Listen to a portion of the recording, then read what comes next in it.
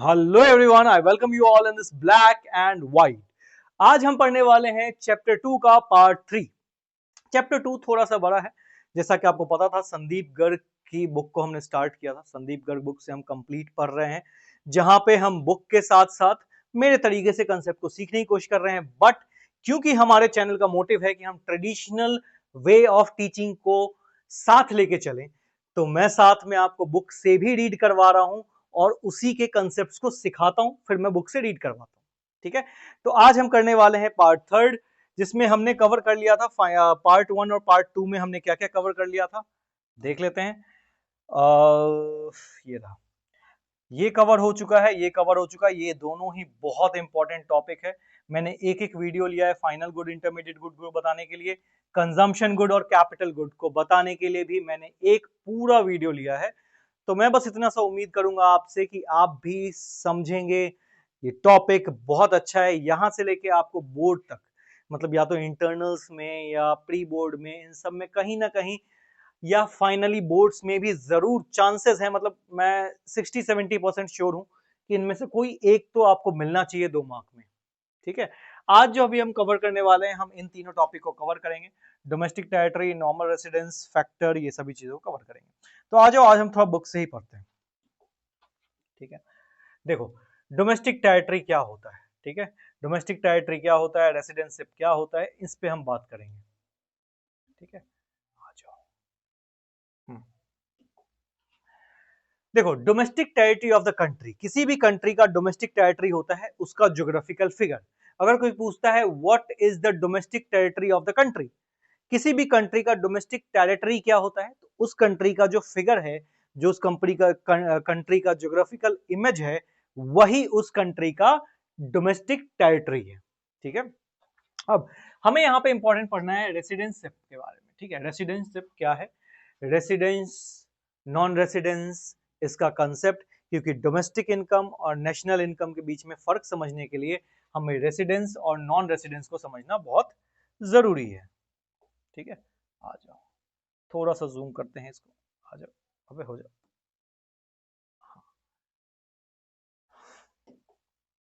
ठीक है, normal residence क्या होता है, नॉर्मल रेसिडेंस कंट्री का वो होता है, देखो ये रीड करते हैं।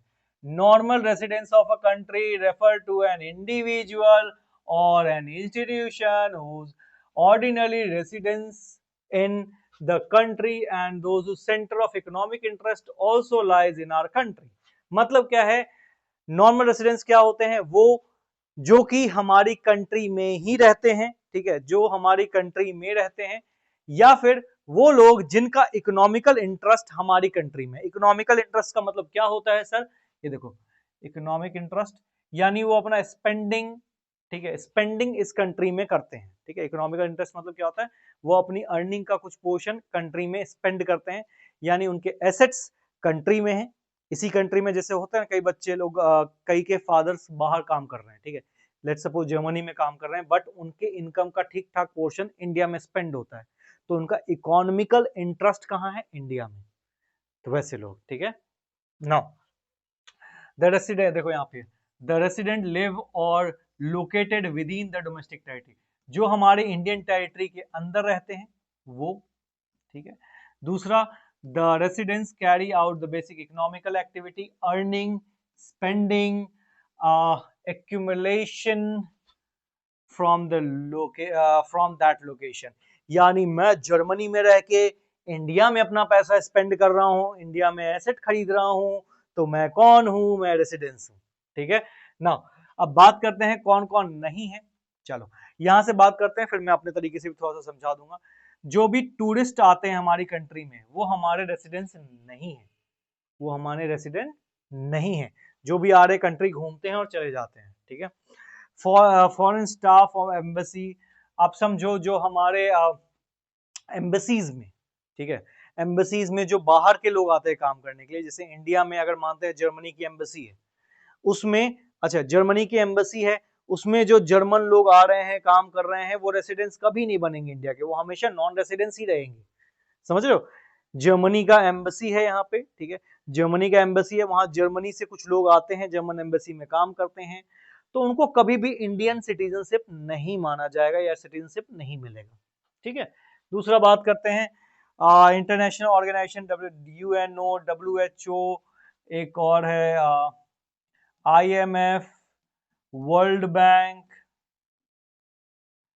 ये जो इंटरनेशनल ऑर्गेनाइजेशन है इसमें जितने भी फॉरेनर काम कर रहे होते हैं उनको कभी भी सिटीजनशिप नहीं मिलता है या रेसिडेंटशिप नहीं मिलता है।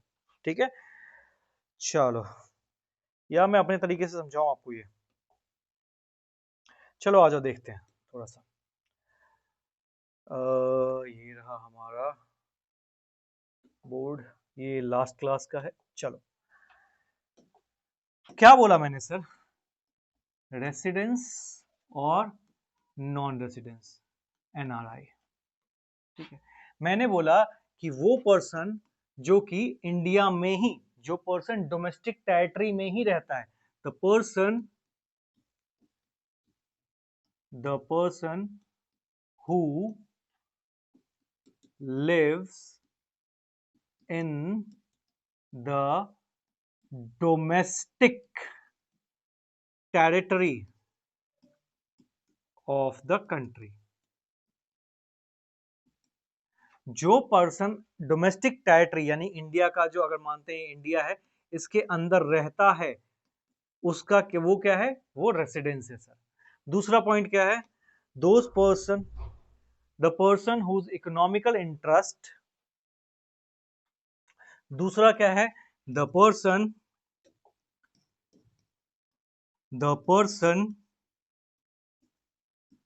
who have the economic interest in our country। मतलब जिसका इकोनॉमिक इंटरेस्ट यानी कि है उसकी स्पेंडिंग, उसकी अर्निंग या एक्यूमुलेशन, ये सारा चीज हमारी कंट्री में हो रहा है। ठीक है, नॉन रेसिडेंस कौन है, ये बहुत ध्यान से देखो, ये आता है 1 मार्कर में। नॉन रेसिडेंस वो है सर, नॉन रेसिडेंस वो है जो पहली चीज जो टूरिस्ट हैं, टूरिस्ट हैं जो ट्रेवल के लिए आए हैं।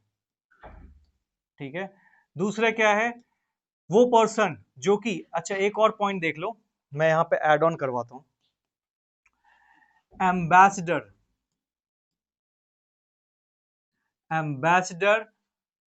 Of rest of the world. Ambassador of rest of the world का मतलब क्या है सर, दुनिया के किसी भी कंट्री का एम्बेसडर। ध्यान रखना, एम्बेसडर वो होता है जो एम्बेसी में बैठता है।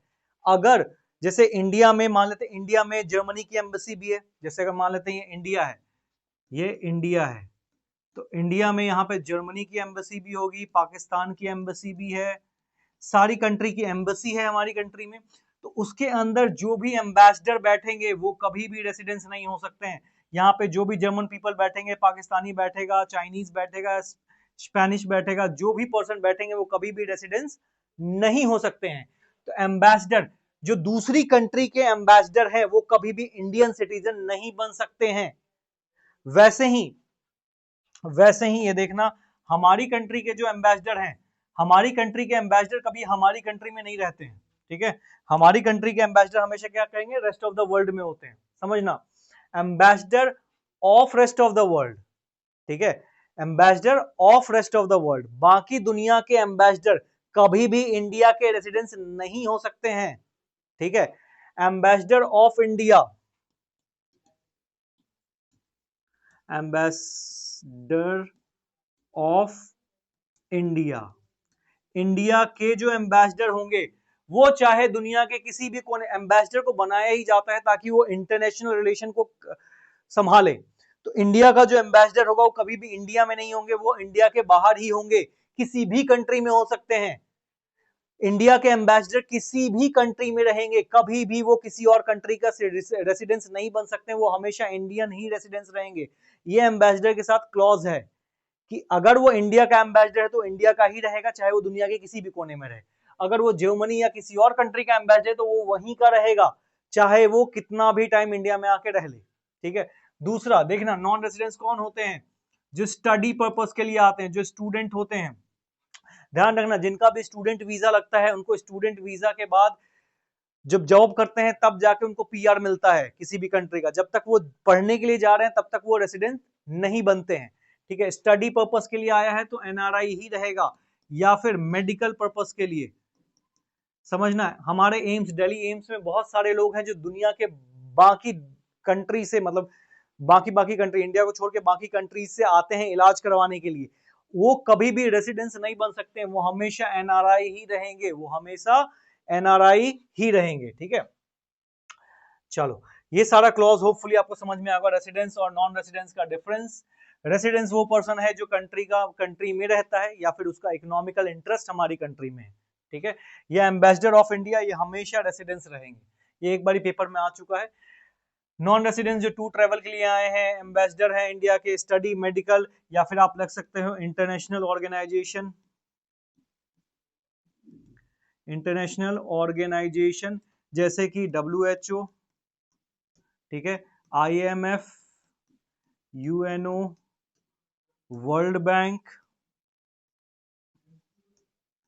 ये सारे जो ऑर्गेनाइजेशन हैं, इसमें कोई भी अगर फॉरेनर काम कर रहा है, ध्यान रखना, इसमें अगर फॉरेनर काम कर रहा है तो वो एनआरआई ही रहेगा, लेकिन अगर इसमें कोई इंडियन काम कर रहा है तो वो हमेशा इंडियन ही रहेगा, रेसिडेंस ही रहेगा।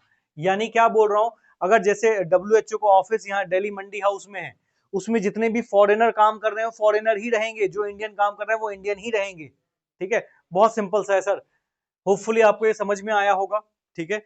ये आप नोट कर सकते हैं, ठीक है। कोई भी चीज डाउट है तो आपके पास बहुत अच्छा ऑप्शन है, रिवाइंड ऑप्शन, रिवाइंड कीजिए, फिर से देखिए, समझ में आ जाएगा, ठीक है। चलो, एक और चीज समझते हैं अभी, ये रहा हमारा, देख लो, अभी जो हम समझते हैं ये हमें समझ में आया। अब हम समझते हैं रेसिडेंस, ये तो हो गया, हाँ, फैक्टर इनकम और ट्रांसफर इनकम, ठीक है। आ जाओ समझते हैं।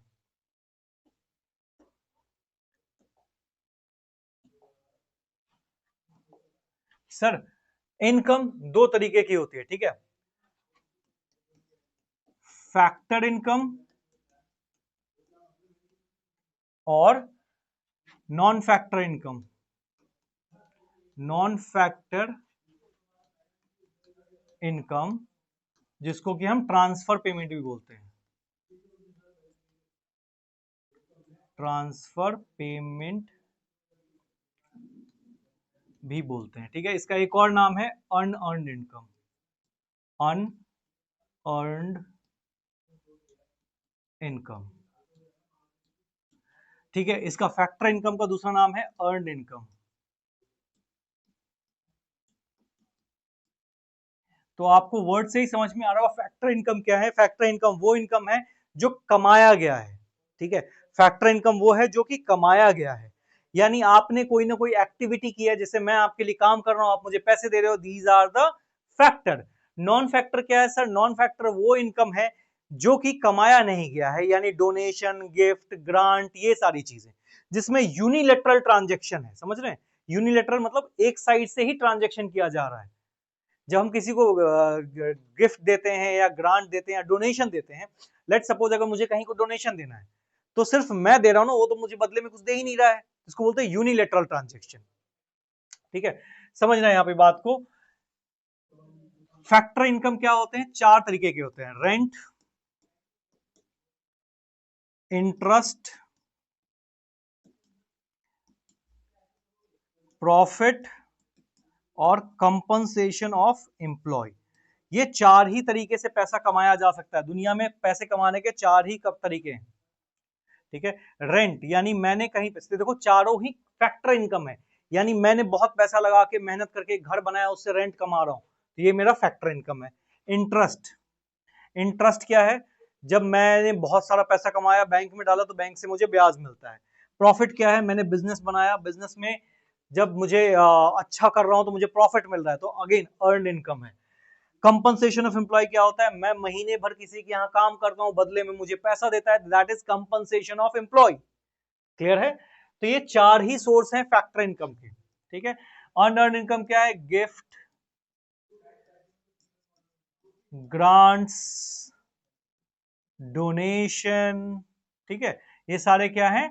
अनअर्न्ड इनकम है। अब ध्यान ये देना है कि नेशनल इनकम में हमेशा अर्न इनकम आता है। नेशनल इनकम चाहे डोमेस्टिक इनकम, दोनों में हमेशा अर्न इनकम आता है। ठीक है, नेशनल इनकम में या फिर डोमेस्टिक इनकम में हमेशा अर्न इनकम आता है। ये किसी भी तरह के इनकम कैलकुलेशन में नहीं आता है। तो अगर आपसे पूछा जाए which one of them is included in the national income और डोमेस्टिक इनकम, तो वो हमेशा फैक्टर इनकम होगा। अगर ऑप्शन में दिया जाए फैक्टर इनकम और कुछ कुछ ऑप्शन बना दिया जाए, तो ध्यान रखना कि नेशनल इनकम या डोमेस्टिक इनकम के कैलकुलेशन के टाइम पे हमेशा फैक्टर इनकम को कंसीडर किया जाता है। Non factor income, transfer payment, unearned income, ये सब कंसीडर नहीं किया जाता है। ठीक है, आ जाओ इसी बात को बुक से पढ़ते हैं। ये देखो, अगर डिफरेंस दिया हो तो पढ़ लेते हैं। ये देखो, ठीक है, आ जाओ इसका डिफरेंस रीड करते हैं। क्या बोला मैंने? Factor income. फैक्टर इनकम क्या है? It refer to income received by factor production and rendering factor service, यानी कुछ ना कुछ बना रहे हैं या किसी ना किसी चीज की सर्विस दे रहे हैं। ठीक है, जबकि ट्रांसफर इनकम क्या है? It refer to income received without rendering, यानी कोई भी सर्विस नहीं दिया, बदले में बस आपको पैसा मिल गया। ठीक है, फैक्टर इनकम, सर ध्यान से देना, factor income it is included in both national income and domestic income. Sir ये नेशनल इनकम में और डोमेस्टिक इनकम में दोनों में ही इंक्लूड किया जाता है। वेयर एज ट्रांसफर इनकम की बात करते हैं, it is neither included in national income nor in domestic income. ना ही नेशनल इनकम में आता है, ना ही डोमेस्टिक इनकम में आता है। ओके, चलो, it is earning, it is बताया था ना, अर्न इनकम, अनअर्न इनकम। ठीक है, it is received by factor, देख लो इसमें रेंट, वेजेस, इंटरेस्ट, प्रॉफिट। ठीक है, scholarship, old age pension, unemployment allowances, gift, grant, ये सारा, हर वो चीज जिसमें मैं कुछ नहीं कर रहा हूँ। जैसे ओल्ड एज पेंशन क्या है? सर ओल्ड एज पेंशन ये है कि अगर आप 80 साल के हो गए हो, if you have completed the age of 80, तो आपको सरकार कुछ पैसा देता है एज अ पेंशन के नाम पे। ठीक है, 3-4 हजार रुपए आते हैं। तो आपने उसके लिए क्या कुछ काम किया है क्या सर? नहीं, आप सिर्फ 80 साल के हो गए हो तो सरकार आपको कुछ पेंशन देने लग जाता है। तो वो क्या है? ट्रांसफर पेमेंट है। अगर आपने सरकार के लिए लेट सपोज कुछ काम किया होता या कर रहे होते तब पैसा मिलता, तो वो तो फैक्टर इनकम होता। लेकिन अगर आप कोई काम नहीं कर रहे हो, आप सिर्फ 80 साल की उम्र को अटेन कर चुके हो, आपको पैसा मिलना शुरू हो गया है, तो वो क्या है? नॉन फैक्टर, यानी कि ट्रांसफर पेमेंट है। होपफुली आपको ये बात भी समझ में आई होगी। ठीक है, चलो, तो हमने क्या क्या चीजें कवर कर लिया है सर? आओ देखते हैं।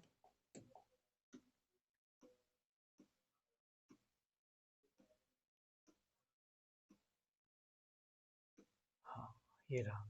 हमने इसमें से क्या क्या कवर कर लिया है सर? हमने फर्स्ट पार्ट में ये कवर किया, सेकंड पार्ट में ये कवर किया, थर्ड पार्ट में हमने ये कवर किया है। अब हमारे पास बचता है ये। ठीक है, इसको समझाने से पहले एक और चीज, मैंने नेशनल इनकम और डोमेस्टिक इनकम के बीच में डिफरेंस जरूर समझाऊंगा, फिर मैं ये कंसेप्ट करवाऊंगा। ठीक है, ये सारा मैं करवाऊंगा। इसके लिए हम एक और पार्ट यानी पार्ट 4 का वेट करेंगे। आई एम सॉरी, जैसे कि इसके पार्ट्स बढ़े जा रहे हैं, 4 पार्ट में हो चुका है सेकंड चैप्टर, बट अगेन मुझे ऐसा लगा कि शायद ये कंसेप्ट आपके लिए इंपॉर्टेंट होंगे, इसी के लिए मैं इसको 4 पार्ट में कर रहा हूँ। ठीक है, नेक्स्ट में हम ये करेंगे नेट ग्रॉस। अच्छा, फॉर्मूलेज मैं अपने तरीके से ही पढ़ाऊंगा। ठीक है, नेशनल इनकम के जो भी फॉर्मूले हैं, इसका अगला चैप्टर पूरा ही फॉर्मूला बेस है। याद रखना, मेरे पास 3 स्टोरी है जिससे मैं 12 फॉर्मूले को डिकोड करूंगा और आपको 3 स्टोरी के थ्रू सारे नेशनल इनकम के क्वेश्चन करके दिखाऊंगा। सिर्फ 3 स्टोरी मेरी बनाई हुई 3 स्टोरी है। और स्टोरी भी क्या है? बस वो है कि उससे आपके प्लस माइनस बहुत एग्जैक्ट हो जाते हैं। ठीक है, वो मेरा तरीका है। मजा आएगा नेक्स्ट क्लास में, नेक्स्ट क्लास में तो पहले नेशनल और डोमेस्टिक के बीच में डिफरेंस और ये करवाऊंगा मैं, उसके अगले में फॉर्मूलेज करवाऊंगा, जहां आपको बहुत मजा आने वाला है। ठीक है, चलिए मिलते हैं नेक्स्ट क्लास में। Till the time, bye bye, take care.